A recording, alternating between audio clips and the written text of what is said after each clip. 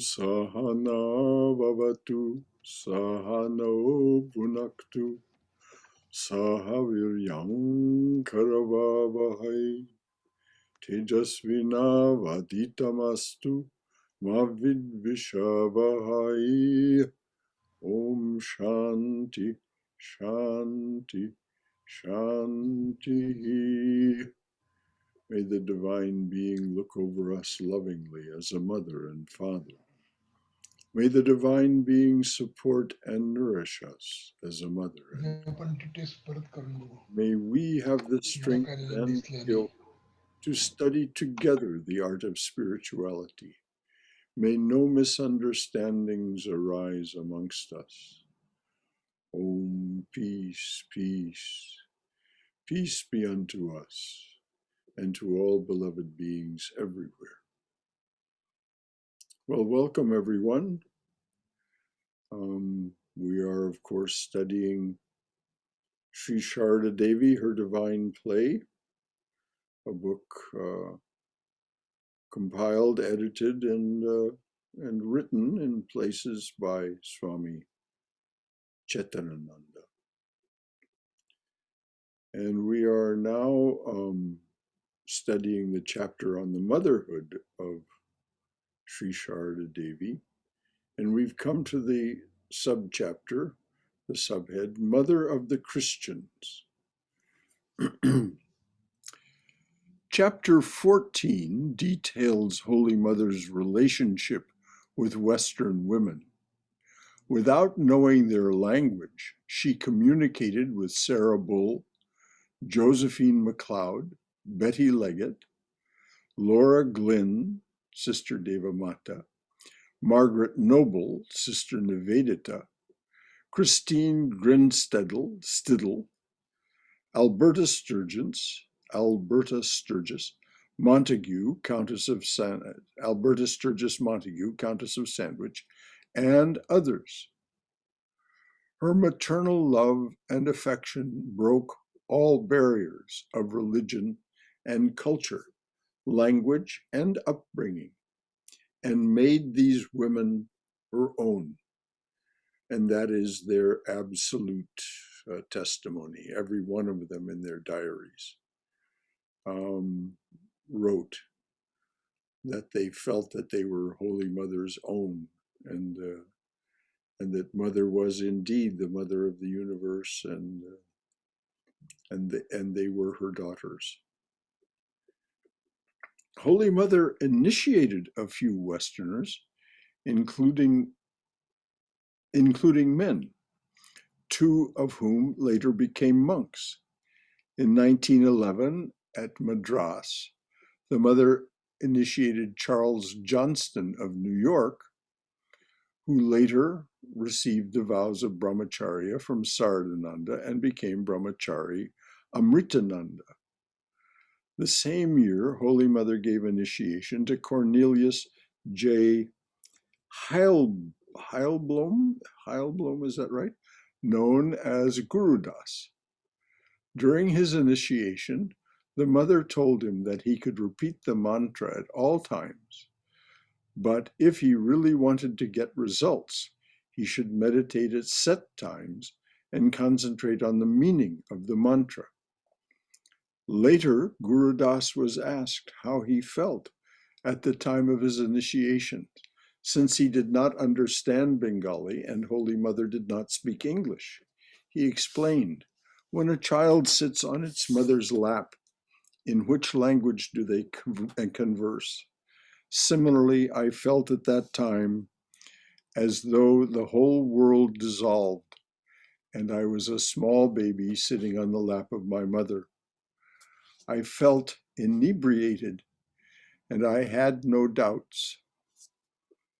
In 1923, Gurudas received his monastic vows from Swami Abhedananda in Belrumat and became Swami Atulananda.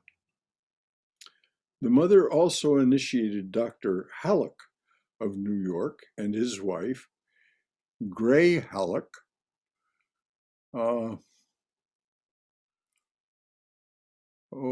I can't read that name. Sindhunath. Simbhunath Sindhunath Panda Panda. Yeah. wrote an eyewitness account. One evening, the mother was seated in her room in Udbodhan. Dr. and Mrs. Halleck sat in front of her.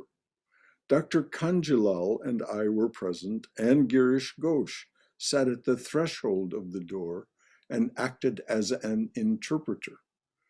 Mrs. Halleck said, "Mother, I am your daughter." "Yes, you are my daughter," replied the mother. Dr. Halleck, "Mother, how shall I know that you are the mother of the universe?" The mother replied, "As you have come here, you will understand in the course of time." I was moved listening to their conversation and seeing her in that domestic setting. One day, a Western woman came to see the mother at Udbodhan House. When she was talking, the mother was smiling and communicating by nodding her head. When that woman left, the mother told the devotees, with a view to talking to me, she brought a copy of a Bengali primary book and learned Bengali.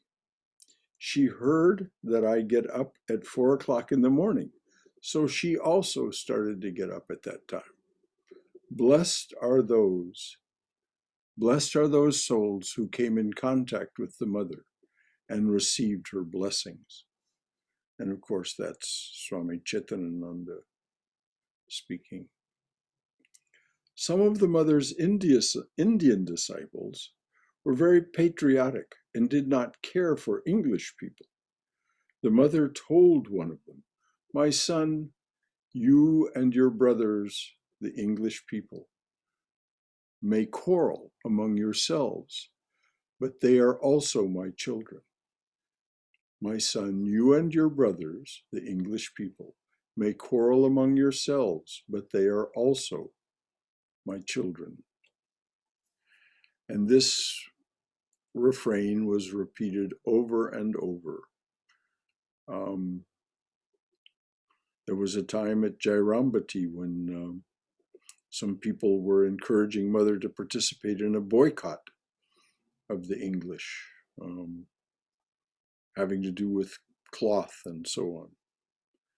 And Mother would not agree. She said, "No, these two are my children." Now, some of you may know that a poem has been written called Ma and Pa in Georgia. That poem was published. It's been read at least once in a talk. But it was published in American Vedantist, and you can find it there. Maybe we'll, in any event, here's the background of this story, Ma and Pa in Georgia. Not long after I had come here, perhaps 2 years, a long-time devotee of this place and someone very close to Swami Yogeshananda told me that he had had a vision of Holy Mother and the Master at a cabin in the North Georgia mountains. And they were dressed in Western clothing. And the devotee addressed them and said, "What are you doing here? Why are you here?" And the answer came back very simply and straightforwardly, "We live here." Now, about 4 years later, someone who knew nothing of this devotee's vision and it being related to me, related to me a nearly identical vision. so close in its details that, and these people had not conversed. They hadn't told one another. Devotee number one had not told devotee number two about his vision. So again, the devotee was in the presence of Holy Mother and Sri Ramakrishna. They were on the porch of this little North Georgia mountain cabin. And again, the question was asked, why are you here? How are you here? And the answer was, we live here.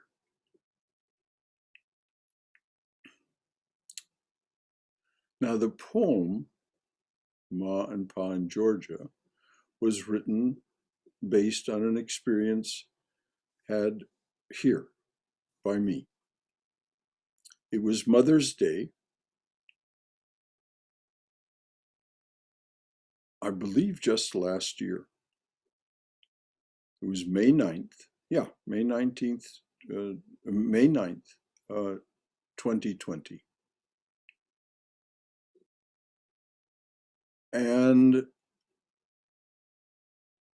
it was a Saturday before Mother's Day, the next day, May the 10th. I had been sitting in the shrine in the morning, reciting, maybe it happened 2 years ago, 2019. In any event, it was the day before Mother's Day, May 19th, May 9th, and Mother's Day was May the 10th. So I had been reciting the Chandi hymns in English, which I do pretty much every Saturday morning. And at the end of that, I had saluted the mother with a song and was just sitting quietly. And suddenly there was a change. And I saw Mother come down from her picture on the shrine and then reappear, not in her sari, but in a Western woman's, a mountain woman's kind of house dress. The next moment, we were in the kitchen of that mountain cabin. And Mother was chopping some vegetables, and there were some red kidney beans soaking. And I said, simple-heartedly, understand, this was not calculated in any way. This was just happening very spontaneously. I said to Mother, what are the beans for? And she said, in a way that I understood, that she was either going to make red beans and rice or chili, Western chili, without meat, of course. But then, after she finished chopping the vegetables, she began skinning fish. And she told me that Rakal, that she calls, we call him Swami Brahmananda, the spiritual son of Sri Ramakrishna and Holy Mother. She said that Rakal catches these fish, they were catfish, in a nearby pond. He doesn't live with them. The master has him busy doing work all over the world. But he visits, and when he does, apparently he catches fish for them. And at that point, the vision closed out, and the poem Ma and Pa in Georgia was written. And to let you know that this poem was taken seriously by others. Swami Ishtananda in St. Petersburg read that poem to his congregation. And Swami Sarvadevananda wrote me back an email when I sent it to him, saying that it had deeply touched his heart. Now, I tell you these things so that we may know, we sitting here may know that Sri Ramakrishna and Holy Mother and Sri Ramakrishna are with us now.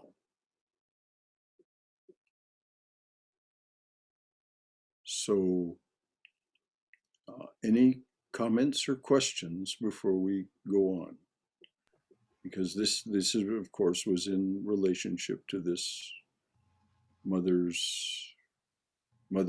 of Westerners, of Christians. Yes, Brother Shankara. Yes, Sean. Yeah, I am really speechless what you have experienced, and you are fortunate. But what I want to ask you is, are there any devotees, either here or in India, who have had the visions of not only Ramakrishna and Holy Mother, but any other great disciples like Swamiji, Brahmananda, or somebody from that group? Oh, yes, many. Swami Sarvadevananda himself had an experience of Swami Vivekananda. He before the Vivekananda retreat Ridgely was in the possession of the order. The purchase was still being negotiated and so on. Swami Sarvadevananda visited the Ridgely Manor and asked to meditate, spend time in the room where Vivekananda had stayed when he was there.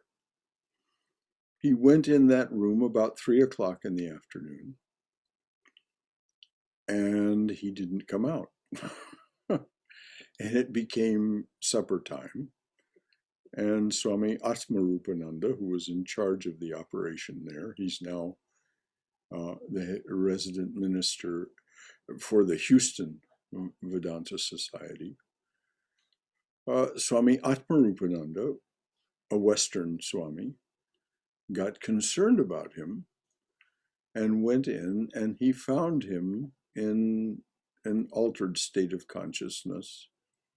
He never did describe that, but I was there also at that time, and I know from experience that the Swami was not really himself for 3 days. And there are many, many other people, both devotees and swamis and brahmacharis, who've had experiences of Vivekananda, of Holy Mother, of Brahmananda. Here's a wonderful story of Brahmananda. I said Brahmananda is on assignment. You can read about this, by the way, on the website of the Vedanta Society of Brazil. Swami Brahmananda, as I said, was tasked to do something. And it involved a man who had become quite wealthy and wanted to know what he could do. He was a Vedanta devotee, and he wanted to know what he could do for the children of his country, the underprivileged children. And so he was praying to Sri Ramakrishna about this. And one morning he was in his bathtub, a large bathtub. As I said, you can read about this on the Vedanta Society of Brazil's website. It was attested to by Swami Nirmalatmananda when he was here. Out of the water at the bottom of the bathtub emerged Brahmananda. And he spoke to the man. He said, "My father has sent me in answer to your prayer and here's what you are to do. And so the man built a very large factory that employs these children, not as child slave labor, but as a way for them to make some money for their families. And Swami Prabhavananda always insisted that the Vedanta Society of Southern California was not his work, but the work of Raja Maharaj, of Swami Brahmananda Rakal. And that it was, and there are many other stories. Sham, many people have had experiences of these. And the key seems to be a very strong desire to have an experience of that and expressing that desire. Thank you. Thank you. Mm-hmm. Anything else? Anything else? Brother Shankara? Yes, Leon. Like Shyamji, I'm also awestruck by listening to these experiences and visions. Yesterday I was listening to Swami Sarvadevananda's Sunday talk, and at the end of the talk, one of the, I guess, congregation members posed this question to him, to Swami Sarvadevananda: have you seen God? And if so, can you describe God to me? And this is what Swami Sarvadevananda's reply was: I have not seen God, but I have seen people who have seen God. And I am not qualified to describe what God looks like. Then he went on to generally describe what many of the scriptures speak about God. And I was quite moved by his answer. So I just wanted to share that. But my question is, in that instruction to the Western devotee about concentrating on the meaning of the mantra and doing it at set times, Yes. did Mother also instruct what are the set times? I know most people say pre-dawn and pre-dusk, but did she give any specific time instructions to the Sometimes- devotee or just set times? Sometimes she did and sometimes she didn't. In this case, it doesn't relate what she says, and I don't independently know. But the times that are often suggested are, as you said, dawn, dusk, and noon and midnight, also 3 p.m. in the afternoon and 3 a.m. in the morning. These two are also favored times for some people. So if you have any question about this, I suggest you talk to your Guruji about it. With Mother, sometimes she would not be at all formal in her instruction. She would just give them a picture, not even a mantra. She would just give them a picture of the mantra and say, you have only to gaze on this picture. Or she would just say, you just have to repeat his name. Others, she would give a mantra and more detailed instructions.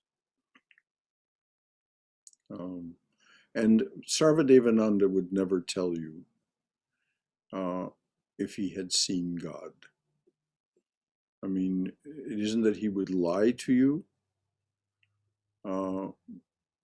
but what he might mean by seeing God and what you might, or that questioner might have meant by seeing God, could very well be different things. And I don't mean he would dissimulate or misrepresent, but he wouldn't be likely to tell you. If you asked him a different question, have you had any experience of Sri Ramakrishna? You'd have to ask it privately. He might well tell you. Namaste. I have an opinion here about why Swami Sarvadevananda said that.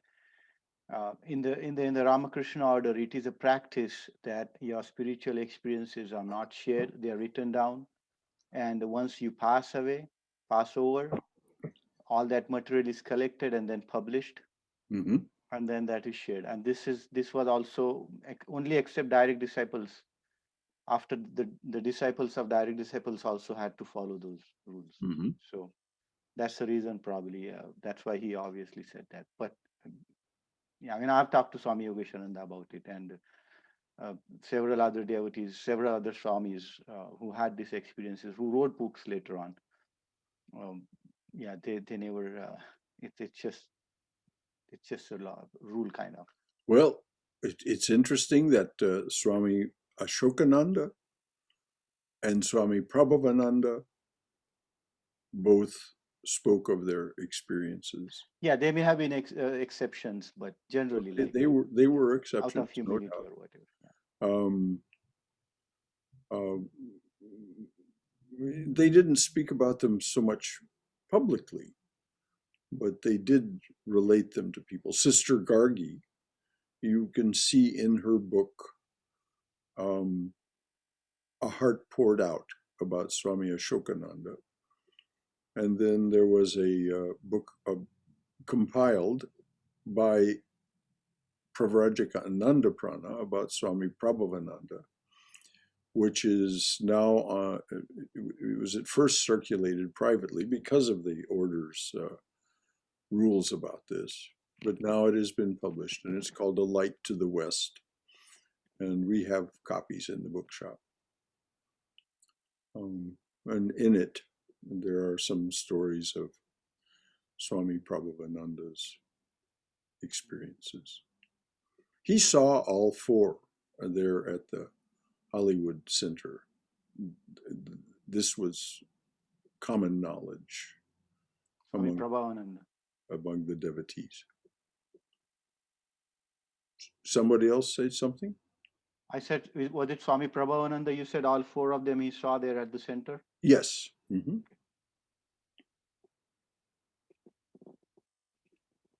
Just on a similar note, to answer Sham's question, what Sham was saying, I had the same experience about Sri Ramakrishna appearing and saying that I stay here. The same exactly this devotee had about North Georgia. And this experience where I was walking in the woods and I saw a home, and there was something mentioning about Sri Ramakrishna there. And I so turned around and I said, how is Sri Ramakrishna here? And he suddenly comes out of that. When I turn around, the door opens, he suddenly comes out of that door, and he walks near me, and I'm like awestruck, and I said, how come you are here, in US? And it's not written in the books. And he said, oh, those fools don't know what about where I travel. And then he pulled me closer, put his arm around my waist, and he said, you know what, listen to me. I'm not alone here. Holy Mother also lives with me. And that is where my experience ended. But this was the something striking to me was, this happened to me before I started coming to the center in year 2000 December, so almost 21 years ago. And this was exactly the house which I saw. Our center is what's very similar, that house was very similar to our center which we have here. Mm-hmm. So that's why, that's another reason why I've stuck here. It's not stuck here in the sense, but I have kept on coming. Well, what Swami Prabhavananda used that term. He said, "Those of you who stick on," he said, Yeah. "those of you who stick on will succeed because you're here by the direct will of Sri Ramakrishna." I mean, I just feel that this is our place. Oh, no question, no question. I mean, Yogeshananda was much more than most people could see on the outside. Yeah. And so he really left a momentum here. He really left a presence here. And of course, he would have said, and probably did say to his close disciples, this is not my work. It's the master's work, or Yatishwarananda's work, or something like that. But this is often the frame of reference that is given, is that that the person doing the work is doing it as a servant. You know, so I'm talking about Swami Yogeshananda. He was, and comparing the experiences, what Swami Sarvadevananda said. I very clearly remember, and Swami Yogeshananda once said to me that when I was about to leave, Sri Ramakrishna appeared to him and he said, "You stay here and carry on with the center," because there was some other friction going on. And later on, obviously, publicly, Swami Yogeshananda never accepted that, but that is the truth. And that's another thing of a kind of a tradition, that all these monks don't take any kind of credit publicly, not at all. Yes, and I don't think in their heart of hearts they're not taking any credit either. Yeah. They truly feel as if they're the children of God, acting as servants of their parents. As Brahmananda said, my father sent me to that fellow in Brazil. I encourage you to go read that story on the Brazil website. It's really quite, I only gave you just a gloss. It's really quite detailed. And the guy did a wonderful work.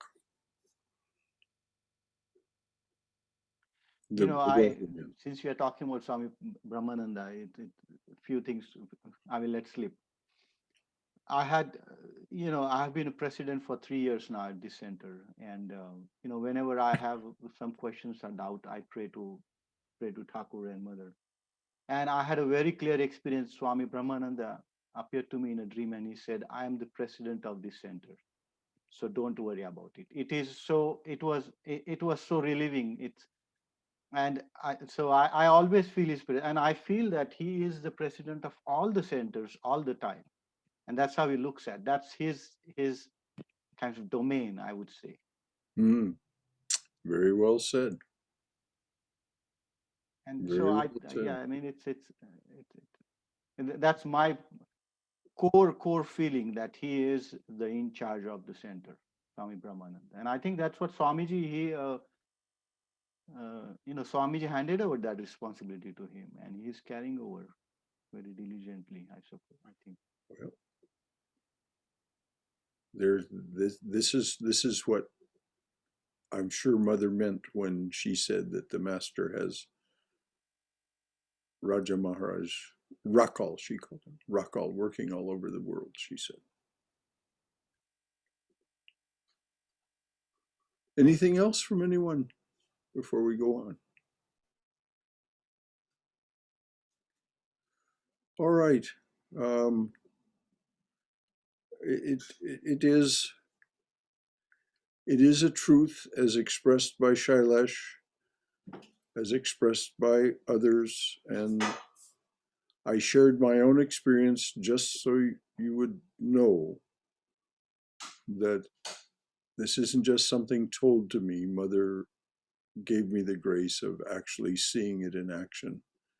They really are here with us. We live here, they say. We live here. So anything else before I read on? Okay.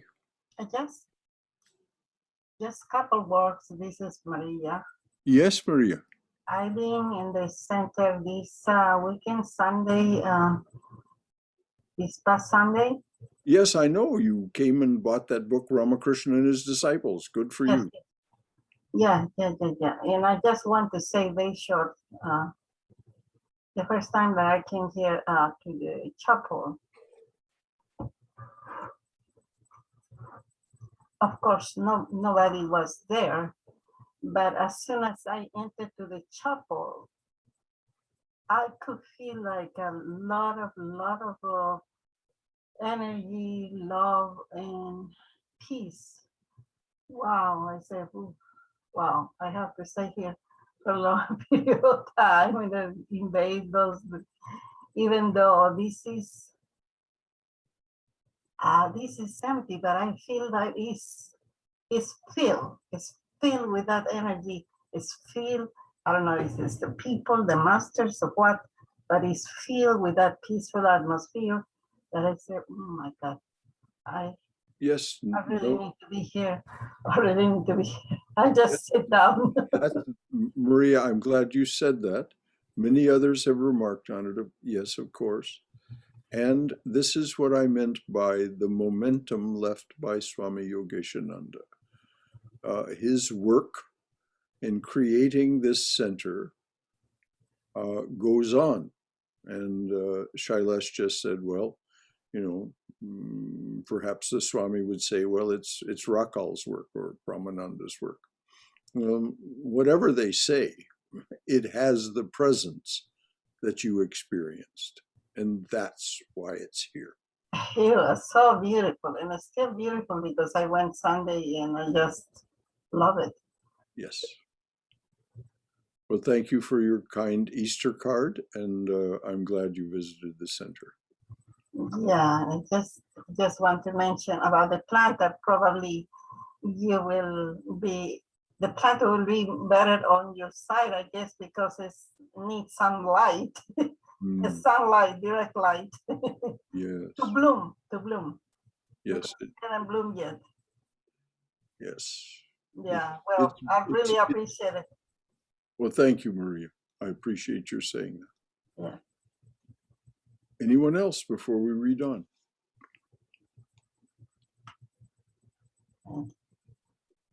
Okay. The Mother's Thoughts on British Rule. The Mother's Thoughts on British Rule.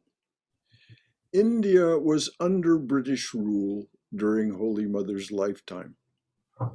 As a universal mother, she loved her English children, but she raised her voice against the government's injustices when necessary. As some of Holy Mother's disciples had previously been connected with the Indian revolutionary movement, the police kept an eye on the Mother's place, which displeased her. This was true both in Jairambati and in Calcutta at Ubodan. So the police kept an eye on Mother's place, I'll say, which displeased her. In 1917, the Mother was in her new house in Jairambati.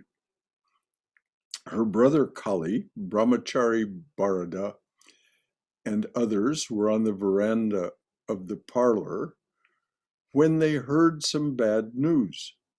A villager by the name of Deban Ghosh had a wife and sister. Both women were named Simbubala, is that right? One of them was a political suspect. Deban's sister was in an advanced state of pregnancy. The police of Bankura arrested both women and forced them to walk to the police station from the village of whatever that is. The police were told they had made a mistake, and a suitable conveyance was suggested to transport the women to the police station, but the police paid no heed. The request for bail was refused, and the women were subjected to various humiliations. Kali rushed to Holy Mother and reported everything. Holy Mother shuddered, and her face turned red. She said in an extremely angry voice, "What does all this mean? Has it been done by the order of the government, or is it a clever act by the police officer concerned? We never heard of such cruelty to innocent women during the reign of Queen Victoria. If the government is responsible for the matter, then it will not last long. Was there no young man nearby who could slap the policeman and snatch away the girls? Where were Deban's brothers?" Mother was suggesting quite bold action. Kali and the monks discussed the matter, but news came that evening that the women had been released. When Kali gave the news to Holy Mother, she said, "If I had not heard of their release, I could not have slept tonight." A couple of days later, the mother said to Prabhakar of Arambagh, "The British rule will not last long." It's interesting. A couple of days later, the mother said to Prabhakar of Arambagh, "This British rule will not last long. It will continue only as long as Queen Victoria's merit lasts." Holy Mother was very thoughtful and far-sighted. She sensed that in the near future, many Westerners would come to India, attracted by the ideals of Ramakrishna and Vivekananda.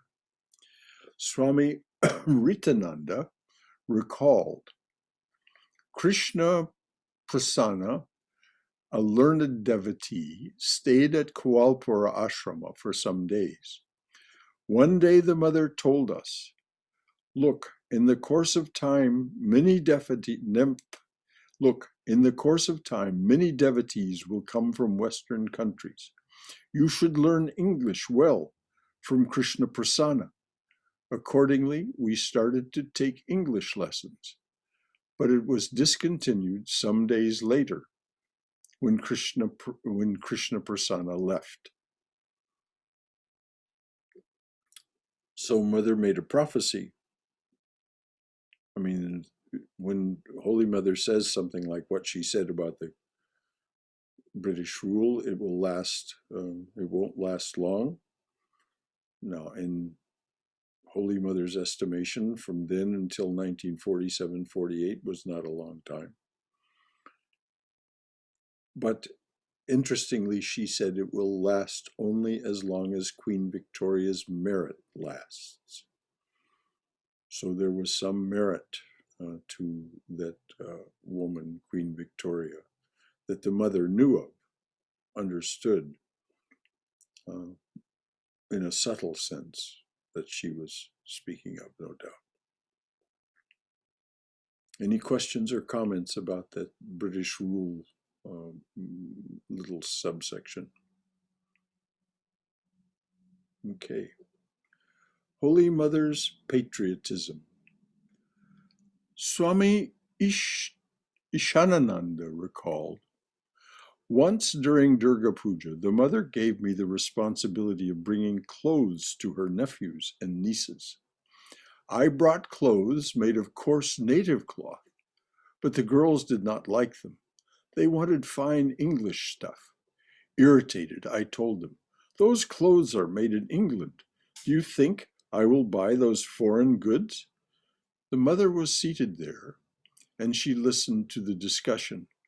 Then she said with a smile, "My son, the English people too are my children. I must live with all. I cannot be exclusive.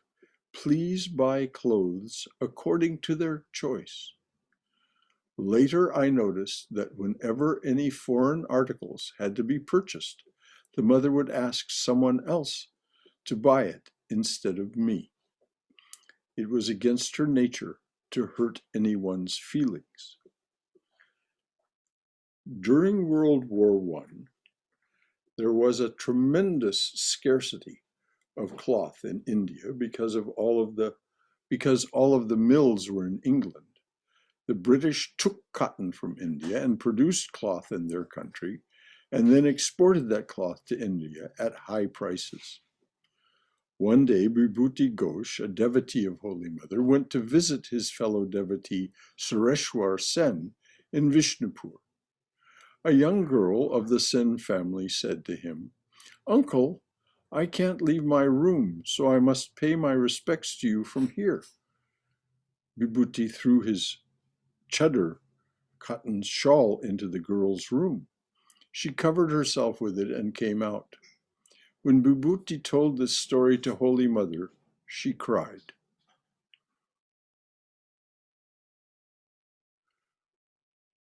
Now, when we hear that Mother wept,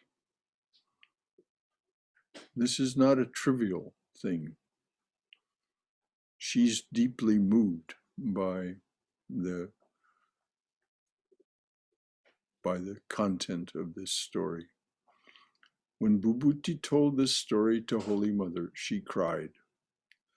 A few days later, someone read Holy Mother some heartbreaking news from the newspaper. Some women had committed suicide because they had no clothing and could not leave their rooms. This made Holy Mother very sad. She cried loudly and then said, "What will the women do if they have no cloth to cover themselves? Is there any other way to protect their modesty except suicide?" Swami Nikhilananda described the mother's patriotic feeling at this time. Holy Mother was patriotic in her own way and cherished the welfare of the country. During the First World War, people suffered intensely, especially the women, from scarcity of clothes. Many of them could hardly go out in public, and the newspapers often reported the news of their suicides. One day, after hearing several reports of these heartrending episodes, Holy Mother could not control herself. Weeping bitterly, she said, "When will the English go? When will they leave our country? Formerly we had spinning wheels in every house. People used to make yarn and weave their clothes. There was no scarcity of wearing apparel. The British have ruined the whole thing.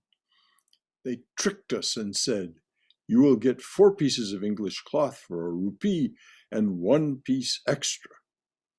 All our people took to an easy life and the spinning wheel disappeared. Now, what has happened to these fops? There is no end to their misery." She asked a disciple to give her a spinning wheel. And if you remember, Gandhiji made the spinning wheel central to his message of self-reliance and independence. And so Mother was setting an example. She asked a disciple to give her a spinning wheel. One afternoon, the mother asked a devotee, "Hello, there was such a great war going on. Why did it stop all of a sudden?" The devotee replied, "Mother, President Woodrow Wilson of America submitted to the peace conference 14 points that brought a truce. Each party agreed, and thus peace was established." The mother asked what those conditions were. The devotee explained, "Not to invade another's country, give natural respect, give compensation for destruction, and so on." Holy Mother commented, "These are admirable words, but what they say comes from their lips. It would be wonderful if the words came from their hearts."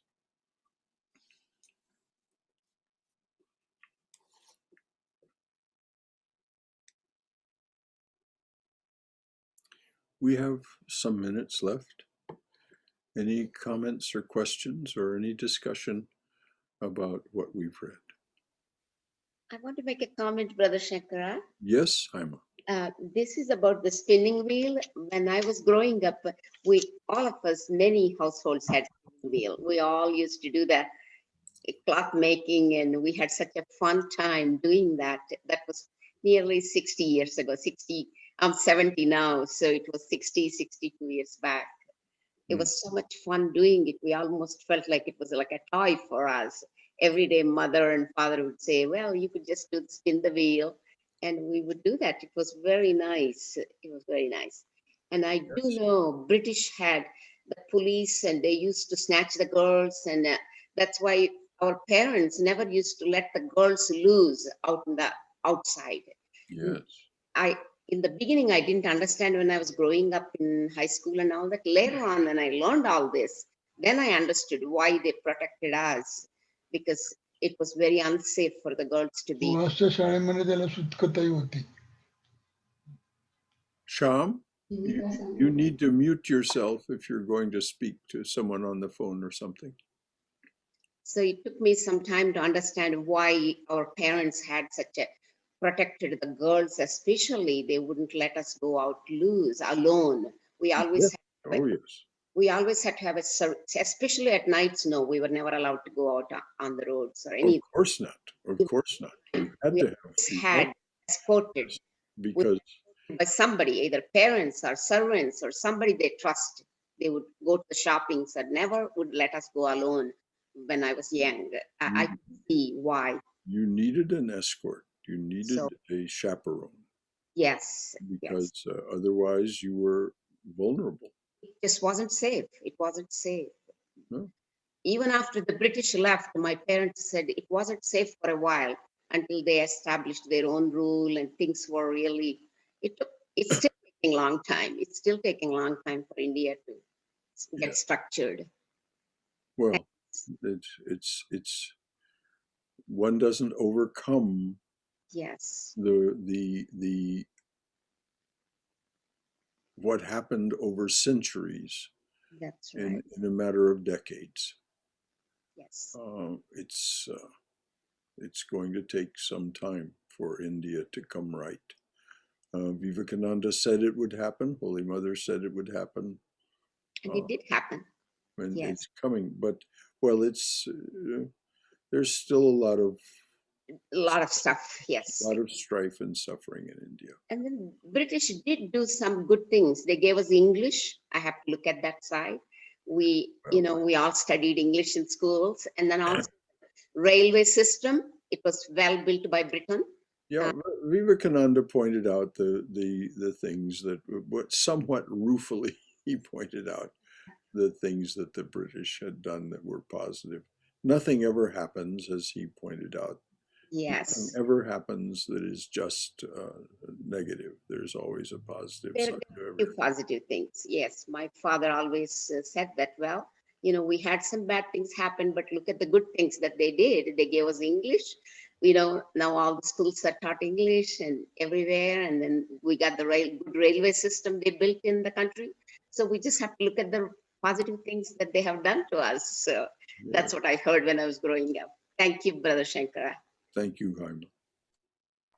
Yes, Brother Shankara, what I want to tell you was, and when I was in secondary school, in some schools, this spinning was one of the subjects. The students had to spin wheel and make a yarn and do some cloth, something. My own brother did that in his school. Well, For some time it was there. Then, of course, and not all schools had that, but some school had that. well, it is good to be self-reliant. The machines, of course, took over very quickly in the 30s and 40s and 50s, and so it was very hard for anyone to compete, to do it as anything but a hobby, because you couldn't really make a living making cloth with a spinning wheel. But Mother did it at the time she did it to set an example, as did Gandhiji, of self-reliance. Make it for yourself, and then it doesn't matter. You're not trying to sell it, so you don't have to. You don't have to worry about that aspect. Anything else from anyone? Brother Shankara, Yes, Swayam. when Mother made that remark that it would have been better if it came from their heart rather than the lips about the terms of the treaty, what could she have meant as a teaching with that? Well, just look at what actually happened in Europe. The conditions that were brought about, because this was only from the lips and not from the heart, the conditions that were brought about led directly to World War II. The Germans were humiliated and punished in a way that and made to impoverish themselves by paying reparations far beyond what should have been asked of them under the circumstances.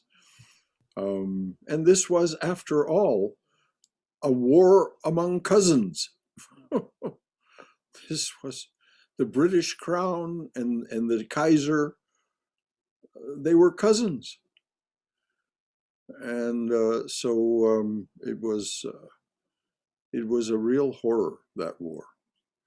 And the way it came to an end, Wilson's 14 points were important, no doubt. But if you want to see the seeds of World War II, watch the film Lawrence of Arabia. Lawrence of Arabia. At the heart of that film is something called the Balfour Declaration, which was subsequent to the Versailles Treaty that ended World War I. And it was a prescription for what is actually happening even today. And Lawrence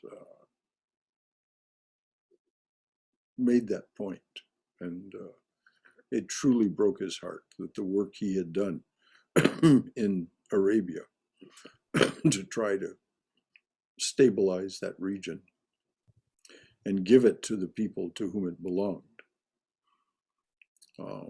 were undermined by that. So, without going too much into the political realm,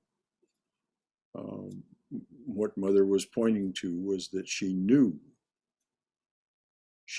from her subtle knowledge that what was being said was a frosting on a very nasty cake underneath.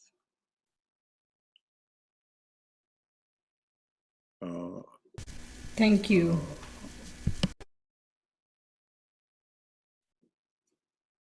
I can't recommend enough for anybody who wants to understand what's going on right now in the world between ourselves, the Western world, and the realms of Islam.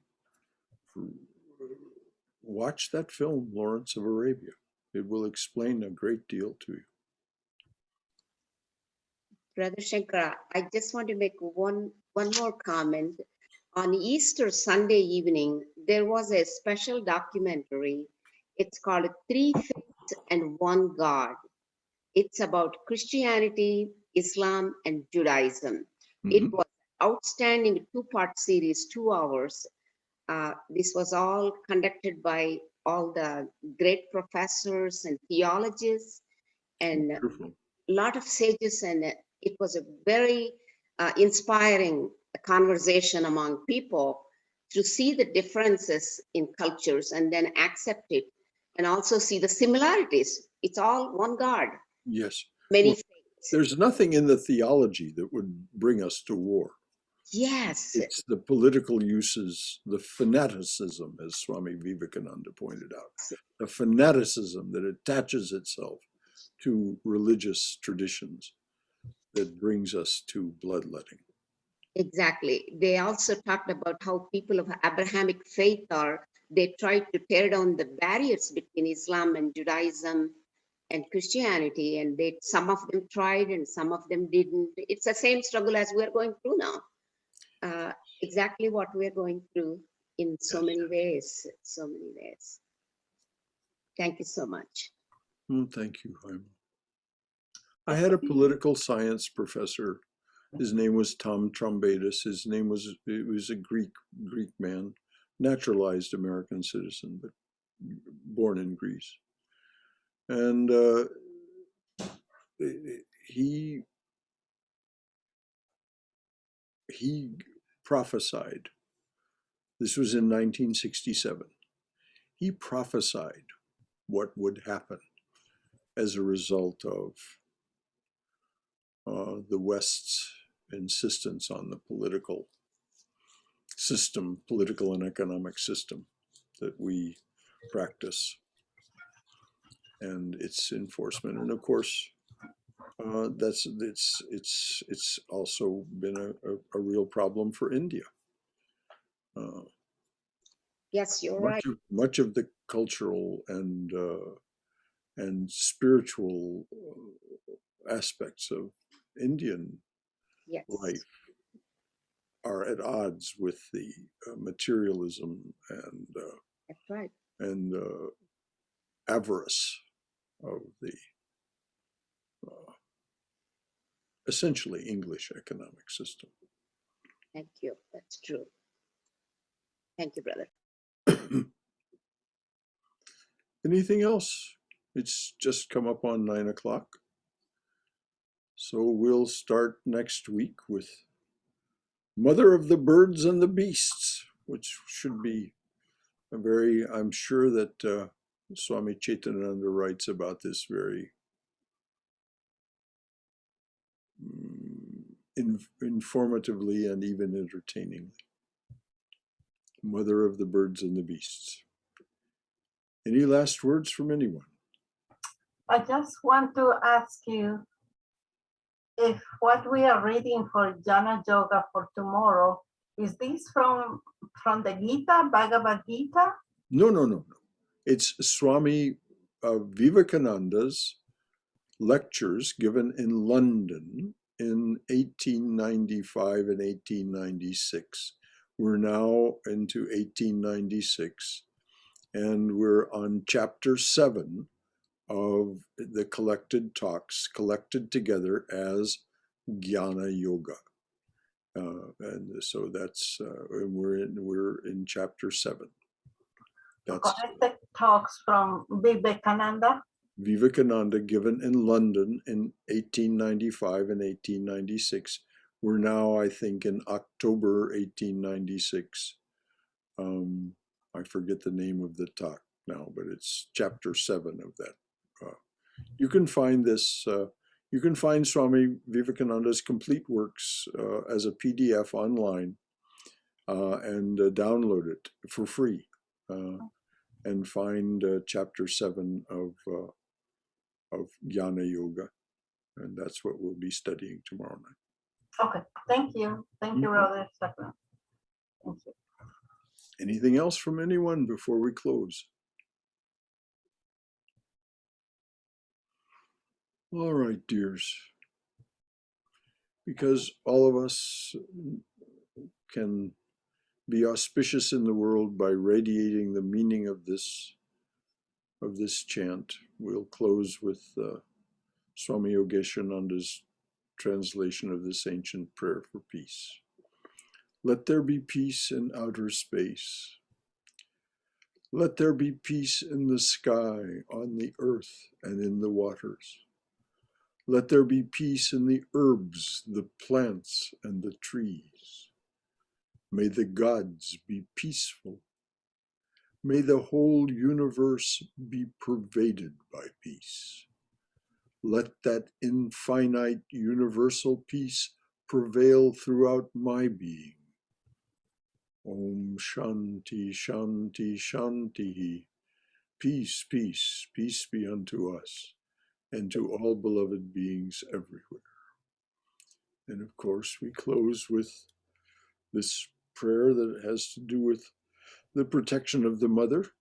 Jai Shri Guru Maharaj Ki Jai. Durga, Durga, Durga. Good night. May you be safe. May you be healthy. May you be cheerful. May you have peace of mind. And please go forward in the mother's loving and protective embrace. So good night to you all. Thank you, Brother Shankar. Until Thank you. we Hari gather Om. again. Thank you. Good night. Thank you. Good night. Good night. Thank you.